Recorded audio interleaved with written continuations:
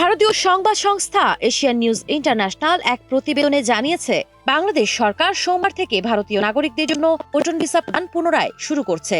বাংলাদেশের পররাষ্ট্র মন্ত্রণালয়ের এক কর্মকর্তার বরাত দিয়ে বলা হয়, নির্বাচন পরবর্তী সামগ্রিক পরিস্থিতি পর্যালোচনা করে এ সিদ্ধান্ত নেওয়া হয়েছে। যদিও আনুষ্ঠানিকভাবে ভিসা পরিষেবা সম্পূর্ণ বন্ধ ঘোষণা করা হয়নি, তবু 15 জানুয়ারি থেকে 15 ফেব্রুয়ারির মধ্যে ভারতে অবস্থিত বাংলাদেশি মিশনগুলোতে পর্যটন ভিসা কার্যক্রম সীমিত রাখা হয়েছিল। জরুরি প্রয়োজনে ভিসা দেওয়া অব্যাহত থাকলেও নিয়মিত পর্যটন ভিসা স্থগিত ছিল।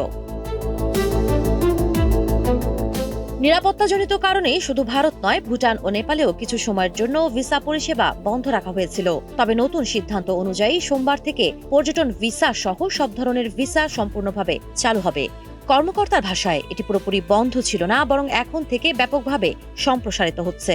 12 ফেব্রুয়ারির জাতীয় নির্বাচনের পর ঢাকা ও নয়াদিল্লির মধ্যে কূটনৈতিক সম্পর্কে ইতিবাচক পরিবর্তনের আভাস মিলছে। নির্বাচনের মাধ্যমে তারেক রহমান নেতৃত্বাধীন নতুন সরকার দায়িত্ব নেওয়ার পর দুই দেশের সম্পর্ক পুনর্গঠনের ইঙ্গিত স্পষ্ট হয়েছে। এর আগে অধ্যাপক মোহাম্মদ ইউনূস নেতৃত্বাধীন অন্তর্বর্তীকালীন সরকারের সময় কিছুটা টানাপোড়েন দেখা দিয়েছিল।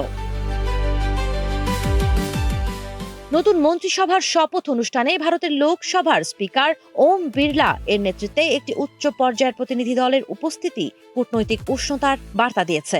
বিশ্লেষকদের মতে, ভিসা পুনরায় চালু হওয়া দুই প্রতিবেশী দেশের অর্থনীতি, পর্যটন ও জনসংযোগে নতুন গতি আনতে পারে। তবে উল্লেখযোগ্য বিষয় হল, ভারত এখনও বাংলাদেশি নাগরিকদের জন্য পর্যটন ভিসা পরিষেবা সম্পূর্ণভাবে চালু করেনি। সাবা খান, নাগরিক প্রতিদিন।